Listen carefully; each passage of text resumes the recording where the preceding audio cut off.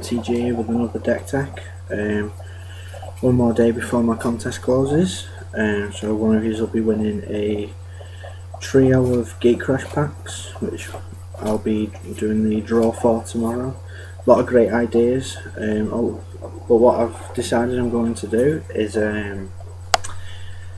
rather than picking just the one, I've taken all of the suggestions and I just decided to splash a bit here and splash a bit there. So the way I'm going to do it is the competition will be a random draw, which makes it a lot fairer for everyone. So yeah, I'm just going to get on with this tech. This is similar idea to my standard deck, which is blue, white, red.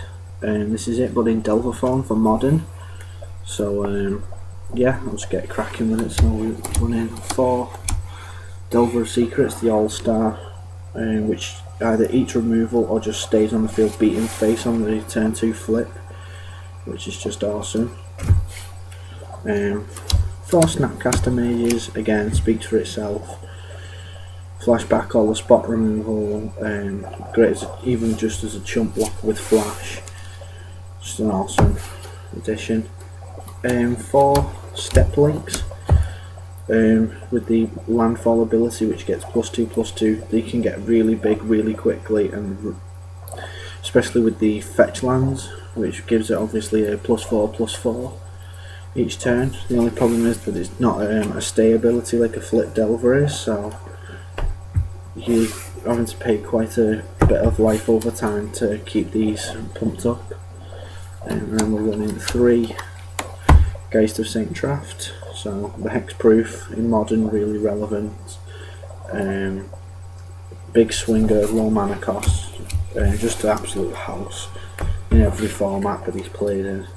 And the last creature we're running is 1 mainboard Vendilion Click, which acts as a sort of discard, but it's also again great for chump blocking. And the 3/1 body is just really aggressive, especially with the evasion for 3 mana. Even being able to do this on yourself just for the card advantage is always really good. Counter spells, we're only running 4 in the deck, which is, well, we're running 5 technically, but the main ones are 4 Remands, which again are great card advantage. They're a hard counter. I'm pretty sure I prefer these over Mana Leak, just because late game they still work and you still get to draw the extra card, even if it is essentially just a time lock for 2. Cantrips, we've got the worst card in the deck, which is 4 Serum Visions. These are basically used because we can't use Ponder and we can't use Preordain, so these are, I guess, the next best thing. Being able to draw for 1 at sorcery speed and then scry, I guess, helps to set up the Delver triggers, but really it's just used for digging for answers. So a lot of spot removal in this deck. We've got 4 Lightning Bolts. Cheat removal, hit most things for 1 mana, always great. Easily snapcasted. Again, 4 Path to Exile. It's good against matchups that rely on the graveyard a lot, just being able to exile them, even with the mana ramp that they get. Best removal in the deck probably is the 4 Lightning Helix, just because these help you recover from all of the life loss from shocks, or being able to hit them and just catch yourself back up in the game can really even out, especially as even just trying to burn them out late game. We've got 2 Magma Jets mainboard, which are essentially a shock, but with the scry ability, so it's another great cantrip spot removal, so being able to set up your Delver triggers for the next turn with this, so always good, or just getting dead cards out of the way. And then finally we've got 1 Is It Charm mainboard. I like this. This is a really good card, considering going up to 2 of these, because the shock ability is good for spot removal. It's essentially a spell pierce in the main board, and post sideboards, being able to use this with the gift package, which I'll show you in a minute, is always good. Being able to loot any threats that you don't really want in your hand but want them in the graveyard is always really good, or just getting land hands, like full land hands, out of the way. Mana base, we're running 4 Scalding Tarns, blue red fetch land, great for searching out the shocks. We've got 4 Arid Maces, again great for searching out foundries, steam vents, fountains, 2 Misty Rainforests,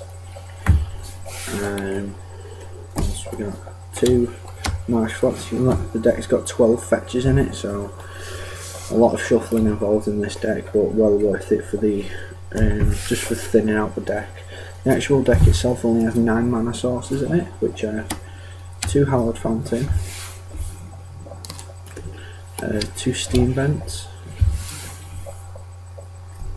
1 Sacred Foundry, 1 Watery Grave, which is the black source for the package in the board, which you'll see in a minute. And then we've got the 3 basic ones, so an island, a mountain and a plains. Moving on to the sideboard, we have 3 Threads of Disloyalty, which are really good for taking away threats like Tarmogoyf. Any affinity matchups, you can take the creature that's holding the plate in if they've not got the black mana open up to attach it. Stuff like bombs if we desperately want the extra card advantage, I guess. We're running 2 Spell Pierce, which are just all around good counter spell for 1 mana. Hit stuff like Cranial Plating, that finishing off Lightning Bolt or any sort of non-creature shenanigans. And we're running 1 Isochron Scepter. Really interesting card. I like this just for the fact of having a mana leak on a stick, or a Lightning Helix or a Magma Jet. A lot of the removal that we run is, well, pretty much all of the removal we run is 2 or less, so it's always good to, you've got a lot of targets for this to hit. We've got 1 Stony Silence, which will be going up to 2. Just shuts down affinity except for the creatures, but even then, if they can't equip the Cranial Plating, it's always great to have this on board. And we're running 2 Kitchen Finks. I'm wanting another one of these at the minute, but again, it's just the reverse of a Gral's Messenger, puts the game a little bit more out of reach for essentially an Undying blocker, Persist blocker, whichever you like. Just great for chumping out those pesky ground runners. And then the pièce de resistance, we have 3 Gifts Ungiven.